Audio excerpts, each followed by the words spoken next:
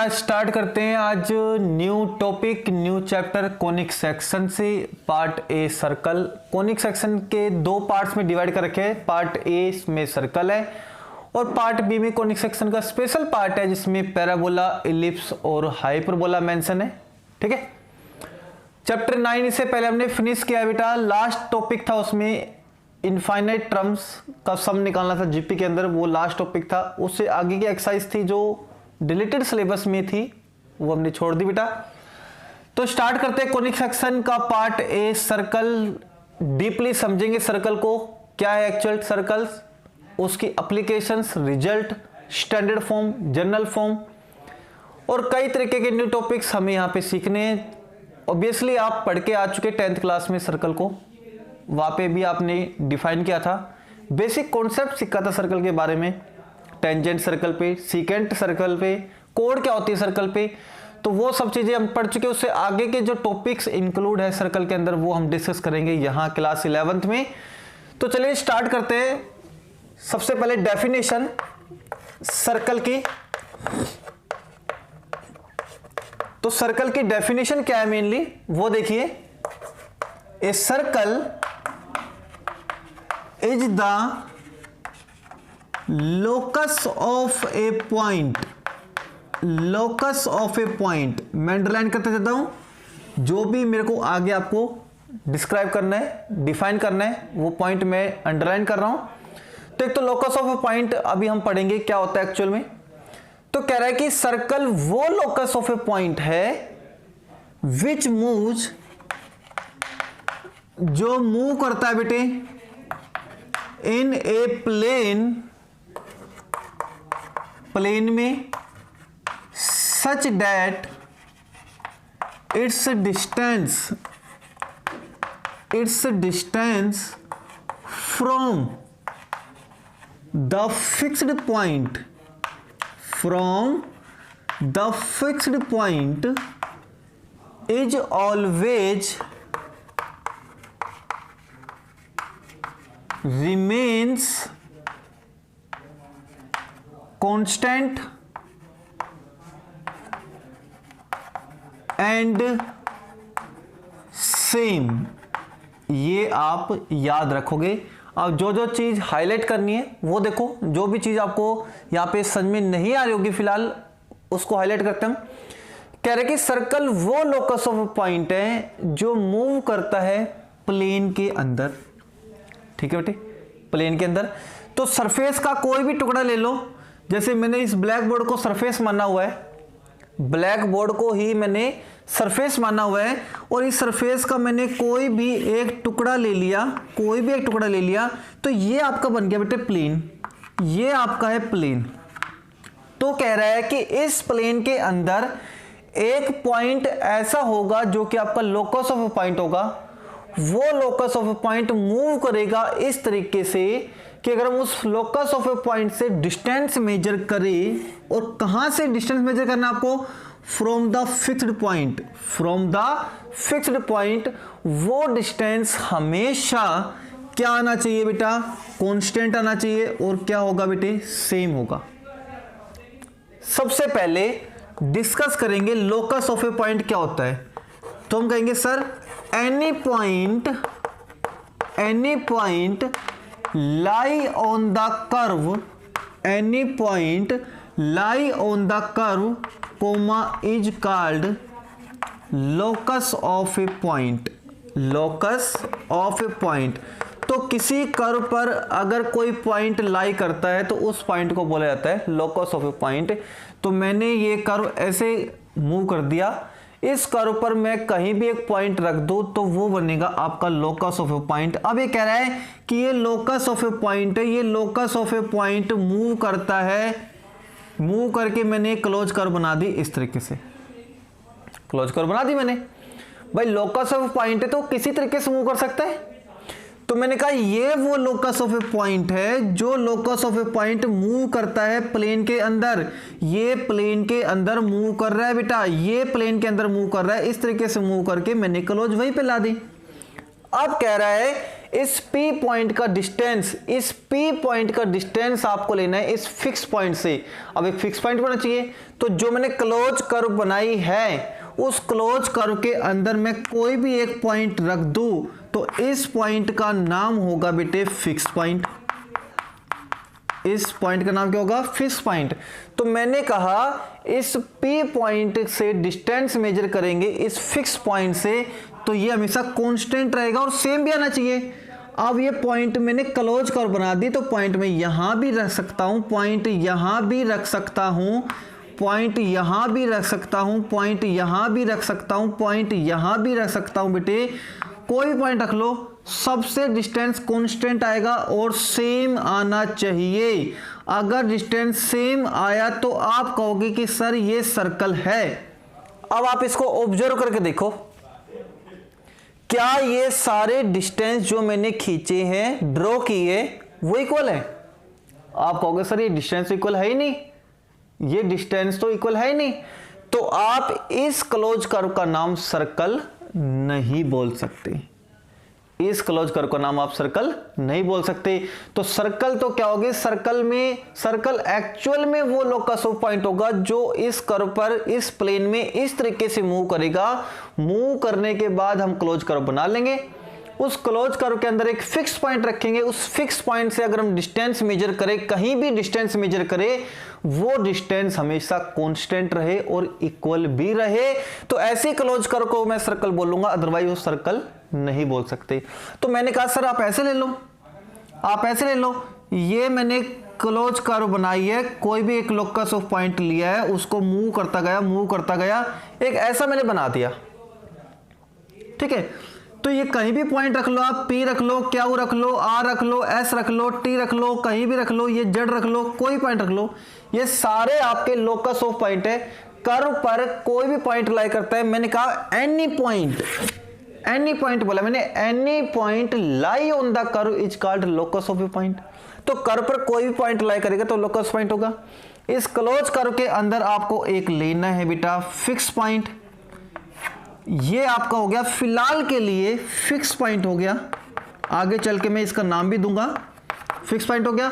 अब करेंगे इस फिक्स पॉइंट से आप डिस्टेंस मेजर करके देखो, डिस्टेंस मेजर करके देखो, कहीं भी डिस्टेंस मेजर करके देखो, ये डिस्टेंस कांस्टेंट तो रहेगा, क्योंकि मैं बात लेंथ की कर रहा हूं, बात डिस्टेंस की कर रहा हूं, तो कांस्टेंट क्वांटिटी तो रहेगी और सेम भी रहेगी। तो ऐसे क्लोज कर्व को आप सर्कल का नाम दे सकते हो जो इस तरीके से मूव करे किसी प्लेन के अंदर। ये आपकी प्लेन है, किसी प्लेन के अंदर इस तरीके से मूव करे, it's distance from the fix point is always remains constant and same, वो सेम रहेगी और कांस्टेंट भी रहेगी। ये सारे डिस्टेंस सेम, मैंने ए दे दिया। अब बात करते हैं, तो आई थिंक सर्कल आपको समझ में आ गया होगा एक्चुअल में सर्कल की डेफिनेशन क्या है, क्यों हम सर्कल के अंदर ऐसे ही कर्व बनाते हैं, ऐसे कोई भी कर्व सर्कल क्यों नहीं बन सकती। भाई इसका नाम सर्कल क्यों नहीं पड़ा, है ना भाई। तो क्वेश्चन उठ सकता है कि सर सर्कल एक्चुअल में ऐसा क्यों होता है, सर्कल एक्चुअल में ऐसा क्यों नहीं हो सकता। तो क्यों नहीं हो सकता, क्योंकि मैं फिक्स पॉइंट से डिस्टेंस मेजर करूंगा तो वो इक्वल नहीं आएगा, और इक्वल डिस्टेंस दिखाने के लिए आपको क्लोज कर्व को ऐसी ही बनानी पड़ेगी ताकि मैं कोई भी फिक्स पॉइंट रखूं, वहां से डिस्टेंस मेजर करूं और वो डिस्टेंस इक्वल आए। तो सर्कल की शेप ऐसी होगी। अब बात करते हैं सर ये फिक्स पॉइंट क्या है, तो हम कहेंगे fix point is known as centre of the circle, centre of the circle, ये सर्कल का सेंटर होगा। अच्छा आप ये भी पूछ लेते हैं 1 मार्क का क्वेश्चन में, शॉर्ट क्वेश्चन में, कि रेडियस को डिफाइन करो ना सर्कल की, सर्कल की रेडियस क्या होती है। तो देखो यही से है, अगर हम कोई डिस्टेंस ले from the centre, distance from the centre to a point on the circle, circle पर कोई भी पॉइंट हो उसका डिस्टेंस कहां से, सेंटर से, इज नोन एज रेडियस। सही बात है। तो अगला रिमार्क बन गया the distance from the centre, from the centre to a point on a circle is known as radius of the circle, radius of the circle. तो ये बनेगी डेफिनेशन रेडियस की, ठीक है ना। अब बात आगे करेंगे बेटे, इस सर्कल की इक्वेशन क्या उसे होगी, जैसे हमने स्ट्रेट लाइन 10 चैप्टर में हमारे सर पढ़ा रहे हैं हमारे, उसमें आपने स्ट्रेट लाइन की इक्वेशन पढ़ी होगी ax plus B Y plus c equals to 0। तो किसी भी लाइन की किसी कर्व की अपनी इक्वेशन होती है, तो स्ट्रेट लाइन की equation ax plus B Y plus C बराबर 0। तो इसी तरीके से सर्कल की कोई ना कोई इक्वेशन होगी। तो सर्कल की इक्वेशन कैसे बनेगी, कैसे वो डिफाइन होगी, कैसे हम इसको याद रखेंगे, वो सारी चीजें हम अगले टॉपिक में पढ़ेंगे बेटे। तो जल्दी से इसको नोट डाउन कर लो। अब पढ़ते हैं इक्वेशन ऑफ ए सर्कल किस फॉर्म की बनेगी, ठीक है। तो जल्दी से इसको नोट डाउन करो, आगे चलते बेटा।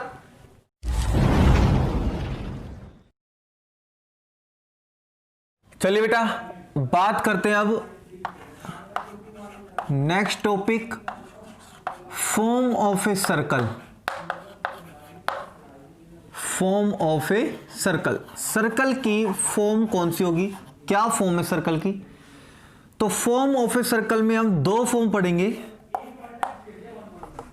नंबर 1 हम पढ़ेंगे बेटे standard form, standard form of the equation of a circle, कि सर जो सर्कल की इक्वेशन बनेगी ना, सर्कल की जो इक्वेशन बनेगी उसकी स्टैंडर्ड फॉर्म क्या होगी, सर्कल की इक्वेशन की स्टैंडर्ड फॉर्म क्या होगी, एक तो ये पढ़ेंगे। दूसरी कि सर इसकी जर्नल फॉर्म क्या होगी, journal form of the equation of circle, कि सर जो सर्कल की आप इक्वेशन बनाओगे उसकी जर्नल फॉर्म क्या होगी। तो इससे कनेक्ट ये, अगर आपको स्टैंडर्ड फॉर्म बनानी आ गई तो स्टैंडर्ड फॉर्म को अगर हम और डिस्क्राइब कर दे और सिंप्लीफाई कर दे तो वो जो फॉर्म बनेगी वो फॉर्म बनेगी बेटे journal form of the equation of circle, ठीक है। तो सबसे पहले हम पढ़ेंगे बेटे स्टैंडर्ड फॉर्म क्या होती है सर्कल की, कैसे डिस्क्राइब करेंगे, कैसे जनरेट करेंगे। तो पहले सुन लो कि जस्ट सिंपली आपको याद रखना है कि सर जो स्टैंडर्ड फॉर्म होती है सर्कल की वो क्या होती है, इसका डेरिवेशन भी करेंगे, कैसे ये फॉर्म बनी, कैसे ये फॉर्म आई। चलिए, तो स्टैंडर्ड फॉर्म होती है सर्कल की x माइनस एच का whole square plus y minus k का whole square is equals to a square. सबसे मोस्ट इंपोर्टेंट थिंग, इसमें दो चीज मेंशन है यहां पे, दो चीज मेंशन यहां पे। नंबर 1, सर्कल में दो चीज इंपॉर्टेंट होती है सबसे मेन, कि आप प्रकार कहां रखोगे, जहां प्रकार रखोगे वो सेंटर बनेगा, और प्रकार को जितना खोलोगे वो इसकी रेडियस बन जाएगी। तो सर जितनी आपको दो चीजों की जरूरत है यहां पे सर्कल को ड्रा करने के लिए, एक तो सेंटर की, सर प्रकार कहां रखे, और एक प्रकार को कितना खोल ले। तो सेंटर इसमें जो होगा वो होगा बेटे आपका h और k, ये आपका सेंटर है, और सर जो a आ रहा है यहां पे वो रेडियस है a आपकी, ये स्टैंडर्ड फॉर्म है। अब ये फॉर्म जनरेट कैसे हुई, ये फॉर्म आई कैसे, वो समझ लेते थोड़ा सा, ठीक है। तो चलिए, तो सर ये कोई मैंने सर्कल बना दिया सिंपल सा छोटा सा, ठीक है।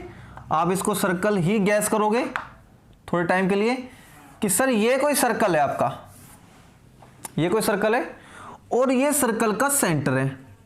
फिलहाल के लिए सेंटर मैंने क्या लिया हुआ है, एच और के, ये आपको याद रखना है। और ये P कोई पॉइंट है on the circumference of the circle, जिसको आप लोकस ऑफ ए पॉइंट भी कह सकते हो। सर्कल की सर्कमफ्रेंस कौन सी होती है, ये सर्कल की सर्कमफ्रेंस है। तो सर्कल की सर्कमफ्रेंस पर लिया गया पॉइंट सर्कल का पासिंग पॉइंट भी होता है, ये आगे के लिए आपको याद रखना है। मैंने कहा कोई भी पॉइंट सर्कल की सर्कमफ्रेंस पे है, इट मींस वो पॉइंट 100% पासिंग पॉइंट है सर्कल का, ये आपको याद रखना है। मैंने कहा कोई पॉइंट है जो सर्कल की सर्कमफ्रेंस पे लाई करता है, इट मींस वो point is on the circle, circle पर कहीं भी हो सकता है, और वो पॉइंट पासिंग पॉइंट होगा सर्कल के ऊपर। ठीक है, चलिए, और इसको अपन generally locus of a point भी पढ़ चुके हैं। सर रेडियस बताओ, रेडियस क्या होती है? सेंटर से लेके किसी पॉइंट, सर्कल पर जो पॉइंट है उसका डिस्टेंस रेडियस होगी। वो फिलहाल रेडियस मैंने क्या मान रखी है? लेट ए। तो यहां पे आप लिख भी सकते हो कि सर जो मैंने लिया है फिलहाल लेट एच के, मैंने नाम दिया इसका C, be the centre of a circle, be a centre of a circle कह दो, centre of a circle, and a be the radius, be the radius of a circle. इसके अलावा क्या लिया है? मैंने एक पॉइंट भी लिया है, also point P, X Y be a point, और ये कहां पे है?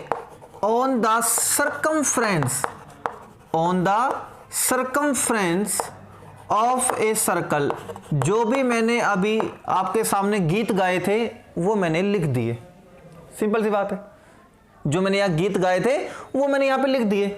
तो सर मैंने ये तीन चीजें ली थी, जिसमें एच के तो सेंटर है, सी इसका नाम दिया था मैंने कोऑर्डिनेट का, सी एच के कोई सेंटर है, ए मैंने लेट रेडियस पोज की है, और पी वो पॉइंट है जो सर्कल की सर्कमफ्रेंस पे लाई करता है। अब आपको पता है कि सर सी से लेके पी तक का डिस्टेंस कितना है?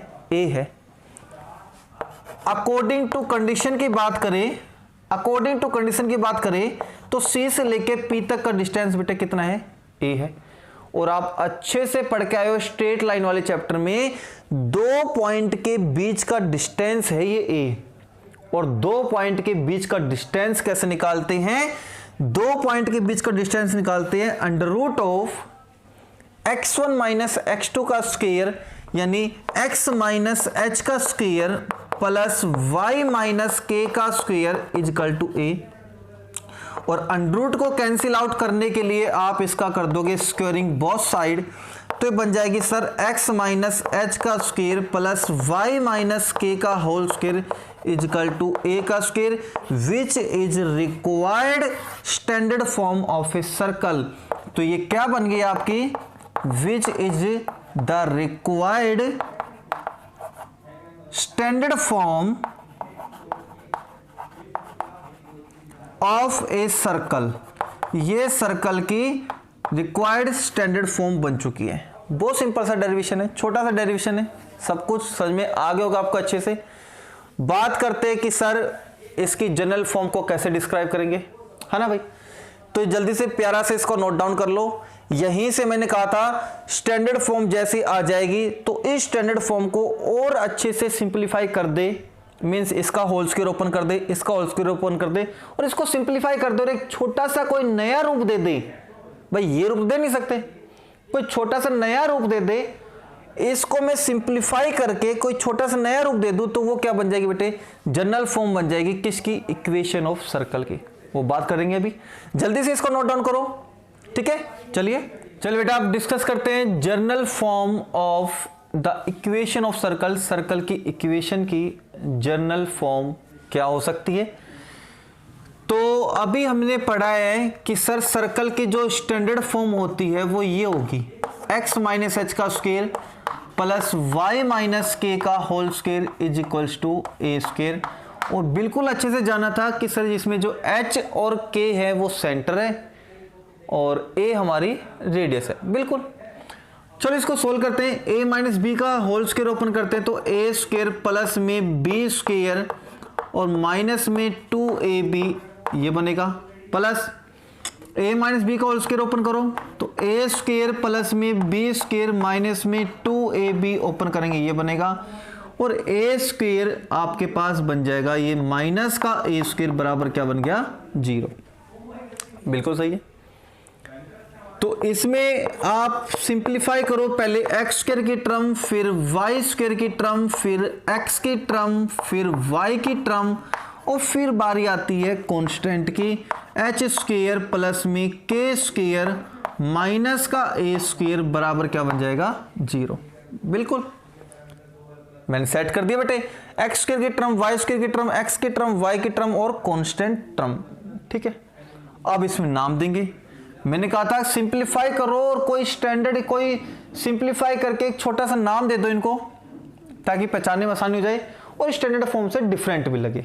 ठीक है, तो अब मैं नाम दे रहा हूं, अब आप कंपेयर करते हुए चलोगे, अब आप कंपेयर करते हुए चलोगे। मैंने क्या लिखा है, 2gx, यहीं से सुन लो, अब यहीं से सुन लो आप, यहां पे माइनस के 2hx थे और मैंने 2gx लिख दिए, तो यहीं पे करके लिख दे कि सर वेयर, अभी आपने 2g लिखा है, अभी आपने 2g लिखा है, किसकी जगह पे, -2h की जगह पे।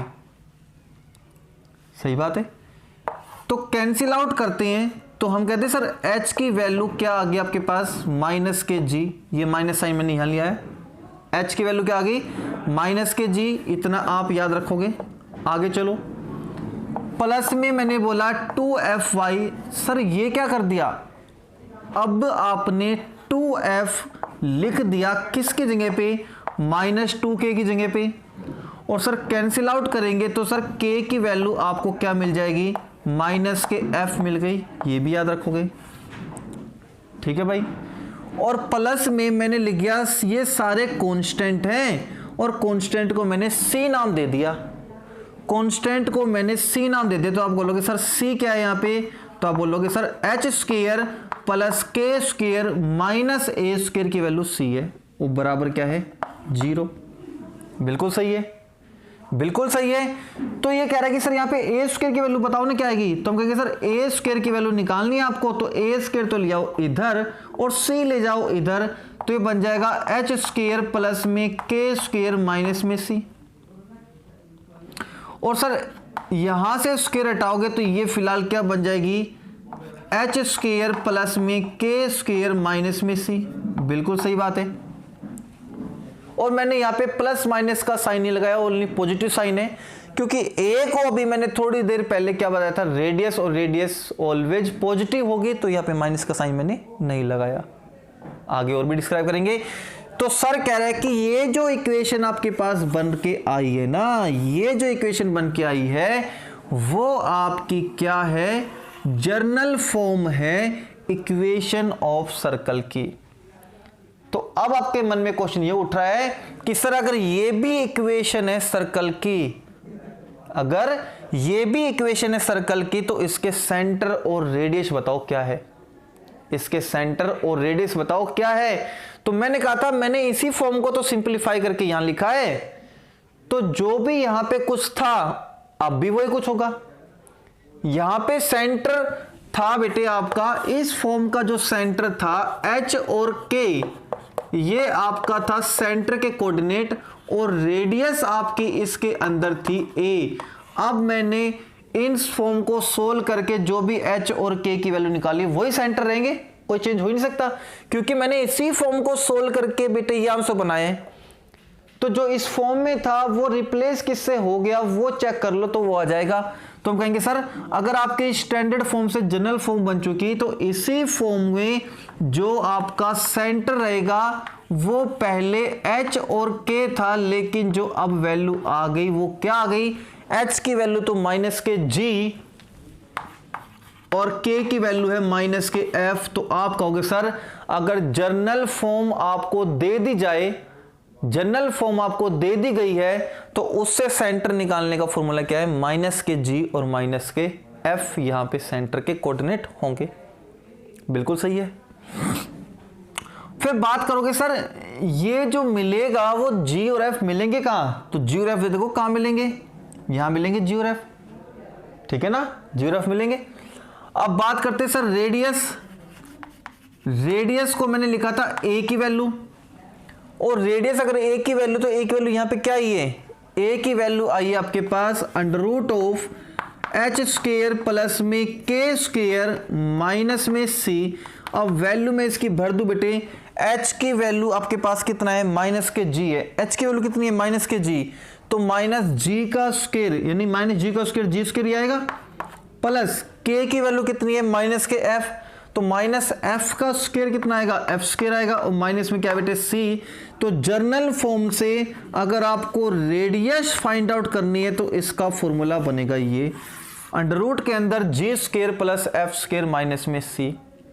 एक अच्छा सा एग्जांपल देता हूं आपको, एक अच्छा सा एग्जांपल देता हूं। मैंने कह दिया कि एक्स स्क्वायर प्लस में वाई स्क्वायर प्लस में 8x माइनस में 10y, ये बन गया आपके पास, ठीक है ना। 6y बोल दो, कुछ भी बोल दो बेटे, ये बोल दिया, ठीक है, इतना बन गया आपके पास।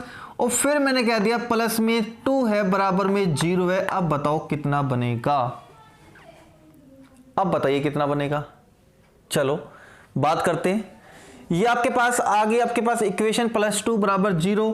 अब मैंने कहा कि सर यहाँ पे सेंटर बताओ ना, सेंटर बताओ क्या आएगा और इसकी रेडियस बताओ क्या आएगी।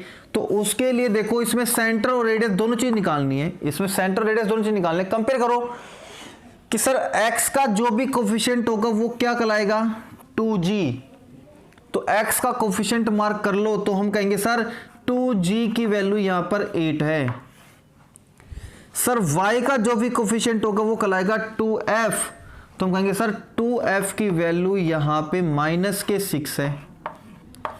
और सर जो लास्ट में कांस्टेंट टर्म होगी वो होगी 6, तो लास्ट में कांस्टेंट टर्म कितने बेटे यहाँ पे 2 है। बिल्कुल सही है, बिल्कुल इजी है, कोई डिफिकल्टी नहीं है इसके अंदर। तो यहां से सिंपली g की वैल्यू तो आ गई बेटे 4 और f की वैल्यू आ गई सर -3 और c की वैल्यू हमारे पास 3 है। और सर इस कंडीशन के अकॉर्डिंग मैं सेंटर बता सकता हूं क्या आएगा, सेंटर आएगा सर -g, तो g की वैल्यू 4 है, तो -g की वैल्यू कितनी बन जाएगी, -4। दूसरा कोऑर्डिनेट था सर -f, तो -3 है f की वैल्यू, तो -f की वैल्यू क्या बन जाएगी, +3। बिल्कुल सही है सर सेंटर। और सर रेडियस अगर आपको निकालनी है तो अंडर रूट g का स्क्वायर प्लस f का स्क्वायर माइनस c कर दो, तो g का स्क्वायर 16 बन जाएगा प्लस f का स्क्वायर 9 बन जाएगा और माइनस में बन जाएगा 2, तो बन जाएगा √23 यूनिट बन जाएगी आपके पास वैल्यू, √23 यूनिट इसकी वैल्यू बन जाएगी। बिल्कुल ठीक है सर, बिल्कुल ठीक है, आप कर सकते हैं आप ना। तो इस तरीके से आपको निकालना बेटा सेंटर और रेडियस जब जनरल फॉर्म आपके पास गिवन हो। आई होप ये वाला टॉपिक भी आप अच्छे से क्लियरली समझ गए होंगे, ठीक बेटे। तो बेसिक कॉन्सेप्ट पे फोकस करो आप, सारी चीज अच्छे से क्लियर हो जाएगी, सारी चीज अच्छे से क्लियर होगी। बस पॉइंट टू पॉइंट आप समझते हो चलो कि स्टैंडर्ड फॉर्म क्या होगी, जनरल फॉर्म क्या होगी, कब इनका सेपरेटली यूज होगा।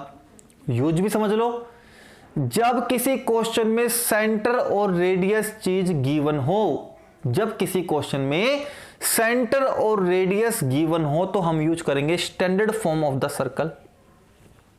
अगर किसी क्वेश्चन में पासिंग पॉइंट गिवन है और वो एक से ज्यादा पासिंग पॉइंट गिवन है, पासिंग पॉइंट 2 गिवन है, पासिंग पॉइंट 3 भी गिवन है, तो जिस भी क्वेश्चन में पासिंग पॉइंट गिवन है और वो पासिंग पॉइंट एक से ज्यादा है, तो उस कंडीशन में हम यूज करेंगे general form of the equation of circle. Circle की general form most important point था, एक एक पॉइंट अच्छे समझो।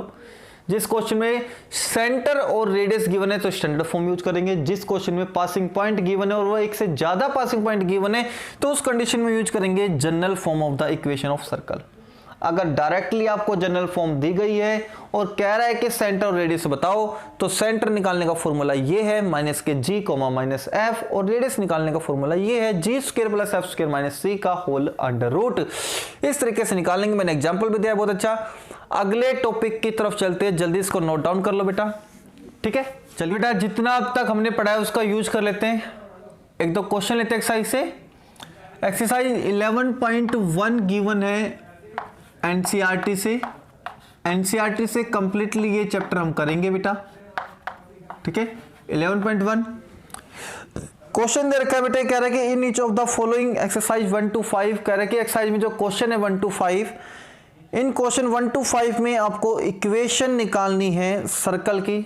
सर्कल की इक्वेशन आपको निकालनी है, क्या बनेगी सर्कल की इक्वेशन, विद सेंटर आपको गिवन है। क्वेश्चन नंबर 3 में लेके चल रहा हूं बेटा, सेंटर आपको गिवन है, सेंटर के कोऑर्डिनेट आपको गिवन है 1/2 और 1/4, एंड रेडियस आपको गिवन दी हुई है, रेडियस आपको गिवन दी गई है, वो दे रखी है 1/12। कह रहा है कि ये दो इंफॉर्मेशन आपके पास है, तो बताओ सर्कल की इक्वेशन क्या बनेगी। तो मैंने आपको बताया था अभी साफ साफ क्या बेटा, जिसमें सेंटर और रेडियस गिवन हो उसमें हम स्टैंडर्ड फॉर्म यूज करेंगे सर्कल की। तो देयरफॉर हम लिखेंगे sir equation of required circle, जो आपका रिक्वायर्ड सर्कल है उसकी इक्वेशन इज, वो बनेगी x माइनस एच का whole square plus y minus k का whole square is equals to बनेगा a स्क्वायर। सही बात है। और जो सेंटर के कोऑर्डिनेट होंगे ये होंगे h और ये होंगे बेटा k। बिल्कुल सही बात है। वैल्यू चिपकाओ, x माइनस में 1/2 का होल स्क्वायर प्लस में y माइनस में 1/4 का whole square is equal to radius a की वैल्यू आपको दे रखी है 1/12 इसका होल स्क्वायर। सही बात है। अब a माइनस बी का होल स्क्वायर ओपन करो तो क्या बनेगा, a square plus b square ये बनेगा, और माइनस का 2ab करेंगे तो 2ab करके देखो x बचेगा। चेक कर लो, 2ab करो बेटा तो ये कैंसिल आउट हो जाएगा, सिर्फ x बचेगा। इसी तरीके से यहां करेंगे तो a स्क्वायर प्लस में b स्क्वायर ये बनेगा, और माइनस में 2ab करेंगे तो ये बचेगा। बिल्कुल सही बात है, 2ab करेंगे तो ये बचेगा। चेक कर लो, 2ab करेंगे, b यहाँ पे 1/4 है, कैंसिल आउट करेंगे तो नीचे 2 बचेगा, और इज इक्वल्स टू है 144, ये बन जाएगा भाई। अब x स्क्वायर की टर्म रखो, फिर रखोगे आप y स्क्वायर की टर्म, फिर आप रखोगे बेटे कांस्टेंट x रखोगे। बिल्कुल सही है। फिर y की टर्म रखो, माइनस के y/2 है, और वे जो भी कांस्टेंट टर्म है वो लिख दो सारी। 1/4 दे रखी है आपको, प्लस की 1/16 दे रखी है आपको, और माइनस के 144 दी गिवन है। यहां तक सारे गिवन होंगे बेटा, चीज सारे गिवन है। आप एलसीएम लेके देखो बेटे, इस सब का एलसीएम कितना आएगा। आप इक्वेशन यहां भी छोड़ सकते हो सारे के सारे, ठीक है ना, और एलसीएम लेके सोल्व भी कर सकते हो। बराबर में आपके पास आ गया बेटा 0, तो हम कहेंगे सर x स्क्वायर प्लस में y स्क्वायर माइनस में x माइनस के y/2, और यहाँ पे इसका मैं एलसीएम लूंगा तीनों का, तो तीनों का एलसीएम आएगा सर 144, ये जाएगा बेटे 36 पे। बिल्कुल सही है, 36 पे, प्लस में जाएगा 9 पे, माइनस पे ये जाएगा सर 1 पे, तो 45 और एक 44 बन गए यहाँ पे आपके पास। तो x स्क्वायर प्लस में y स्क्वायर माइनस में x, माइनस में है, प्लस में था बेटे, माइनस में था, बिल्कुल सही है, माइनस में y/2, और ये बचेंगे सर 36 9 45, 44 बटे 144 बन गए। तो सर ये काटो ना, किस पे कटेंगे, 12 11 कट जाएंगे, किस पे कटेंगे, 2 पे 22, ये कट जाएंगे बेटे 72 पे, ये कटेंगे सर 11 पे, और ये कटेंगे 36 पे, 11 बटे 36 आ जाएगा सर बराबर 0। इस फॉर्म में भी आप छोड़ सकते हो, जैसे मैंने बताया था, x के प्लस वाई के plus 2gx plus 2fy plus c is equal to 0 की फॉर्म में छोड़ सकते हो। और भी आगे कर सकते हो, इसका और एलसीएम ले सकते हो, 36 ओवरऑल एलसीएम ले सकते हो, उसको और भी सोल्व कर सकते हो। फिलहाल आप स्टैंडर्ड फॉर्म यूज करके इस तरीके से आंसर छोड़ सकते हो बेटा क्वेश्चन के, ठीक है। एक और क्वेश्चन लेके चलते हैं हम, एक और क्वेश्चन लेके चलते हैं जिसमें सेंटर आपको गिवन दे रखा है। क्वेश्चन नंबर 5 में सेंटर आपको गिवन दे रखा है माइनस का a और माइनस के b, बिल्कुल सही है। और रेडियस आपको गिवन दे रखी है बेटे under root of a square minus में b स्क्वायर, ये रेडियस भी गिवन है। तो फिर से सर जो सर्कल की इक्वेशन बनेगी, equation of a circle as, वो सर्कल की इक्वेशन बनेगी x माइनस एच का होल स्क्वायर प्लस में y माइनस के का होल स्क्वायर बराबर में a स्क्वायर। सर इस बार आपके पास h की वैल्यू माइनस a है, और सर इस बार आपके पास k की वैल्यू माइनस b है, तो सर x माइनस एच की वैल्यू माइनस a है, यहां माइनस रखोगे तो प्लस बन जाएगा सर। और यहां पे सर k की वैल्यू माइनस b है, तो यहां पे प्लस का b बन जाएगा सर। और जो रेडियस है, फिलहाल रेडियस आपके पास सर ये है, और इसका आपको करना है होल स्क्वायर। तो a प्लस बी का होल स्क्वायर आपके पास बनेगा सर a स्क्वायर प्लस में b स्क्वायर प्लस में 2ab plus a plus b का होल स्क्वायर सर यहां बना दो, a स्क्वायर प्लस में b स्क्वायर प्लस में 2ab, और ये स्क्वायर से अंडर रूट कट जाएगा, a square plus b square, ये a स्क्वायर परले पास से जाएगा तो ये कैंसिल आउट हो जाएगा, ये बी स्क्वायर परले पास ही जाएगा तो कैंसिल आउट हो जाएगा, 0 बचेगा। तो क्या बचा, एक्स स्क्वायर बचा सर, फिर वाई स्क्वायर लिख दो, फिर सर एक्स की टर्म लिख दो, फिर सर वाई की टर्म लिख दो, और कांस्टेंट इसमें नहीं है, वो 0 है तो बराबर 0।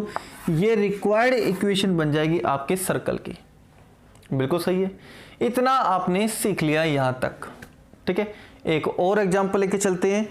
जिस एग्जांपल में दे रखा था कि सर जो आगे के क्वेश्चन है, question number 6, question number 7, question number 8, question number 9, इन चारों क्वेश्चन में आपको बताना है कि सर सर्कल का सेंटर क्या होगा और उसकी रेडियस क्या होगी, ये आपको बताना है। तो क्वेश्चन नंबर 6 मैं लेके चल रहा हूं, क्वेश्चन नंबर 6 में लेके चल रहा हूं आगे।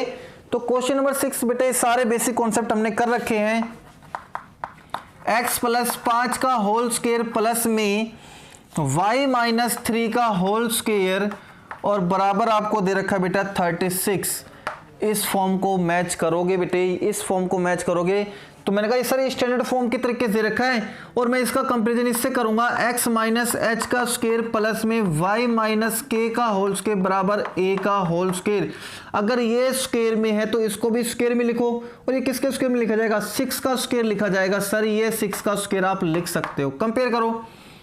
सर यहां पर माइनस एच किसके बराबर है बताओ बेटे, प्लस 5 के। तो हम कहेंगे सर यहाँ पे माइनस एच बराबर है 5 के, तो सर एच की वैल्यू क्या जाएगी, माइनस के 5। तो बात ध्यान सुन लो, अगर यहां किसी क्वेश्चन में प्लस आ रहा है तो उसका सेंटर हमेशा नेगेटिव साइन के साथ आएगा। तो मैं लिखूंगा सर यहाँ पे सेंटर। अगर यहाँ पॉजिटिव साइन है तो आप यहाँ लिखोगे 100% नेगेटिव साइन। अगर नेगेटिव साइन है तो 100% आप लिखोगे पॉजिटिव साइन। कंपेयर करके देख लो, सर यहां पर माइनस के बराबर -3 है, यहां पे सर माइनस के बराबर -3 है और कैंसिल हो जाएगा, के बराबर 3 बचेगा। तो पॉजिटिव साइन है तो आपको नेगेटिव लेना है और नेगेटिव साइन है तो पॉजिटिव लेना है। बात करें रेडियस की, तो सर इस क्वेश्चन में जो रेडियस आएगी वो आएगी, कंपेयर करेंगे तो a की वैल्यू 6 है। बिल्कुल सही है। ये था आपका क्वेश्चन नंबर 6। आई होप आपको अच्छे से ये तीनों क्वेश्चन अच्छे से क्लियरली समझ में आ गए होंगे। ठीक है, एक क्वेश्चन और लेके चलते हैं। ठीक है, तो चलिए जल्दी से इसको नोट डाउन कर लीजिए। अगला क्वेश्चन चलते हैं क्वेश्चन नंबर 7, उसके बाद एक क्वेश्चन और कराऊंगा, क्वेश्चन नंबर 9। दोनों इंपॉर्टेंट क्वेश्चन है, 1 मार्कर क्वेश्चन में आ सकते हैं। चलिए नोट कीजिए।